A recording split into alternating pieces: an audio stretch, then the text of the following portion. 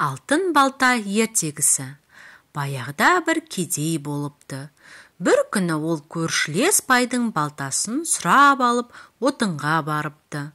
Біраз отын шауып болған кезде кедейдің балтасының басы ұшып кетіп, қасындағы диірмен тасын айналдырып жатқан суға барып түсіпті. Кедей диірменші шалға келіп, «Балтамды алып берші» деп жалынады. Шал диірменді тоқтатып, суға қолын тығып жібереді де, бір алтын басты балтаны алып шығады. «Мынау ма балтаң?» дейді диірменші. «Жоқ, бұл емес» дейді кедей. Шал суға екінші рет қолын алып жіберіп, күміс балтаны алып шығады да, «Мынау ма балтаң?» дейді тағы да. «Бұл да емес». Диірменші үшінші рет қолын суға малғанда қара темір балта ілігеді. Сол кезде ғана кедей, міне менің балтам» деп оған қолын соза бергенде, диірменші шал оны тоқтатып, «Шырағым, дүние қоңыз емес, ақ пейіл, адал жан екенсің. Сол үшін менен мына балтаны сыйға ал. Оның сен сияқты кедейге тигізер пайдасы көп.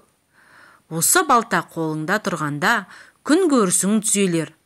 Тез арада ел қатарына қосыларсың» деп оған алтын балтаны береді. Кедей бұл балтаны үйге әкелген күннен бастап құлшына еңбек етеді. Алтын балта сиқырлы балта екен. Кедей отынды да өндіре жарады. Сөйтіп ісі оңға басады. Үйге береке кіреді. Мұны көрші бай да байқап қалады. Бір күні ол кедейден мұның сырын сұрайды. Кедей жасырмай барлық болған оқиғаны айтып береді. Енді қара балтасын ала салып, бай да отынға келеді. Ол отынды шабар шаппастан ақ шыдамай балтасын диірмен суына лақтырып жібереді де, «Алып бер» деп диірменші шалға келеді. Шал судан алтын басты балтаны алып шығады. Сол-солақ екен бай, «Менің балтам» деп тұра ұмтылады.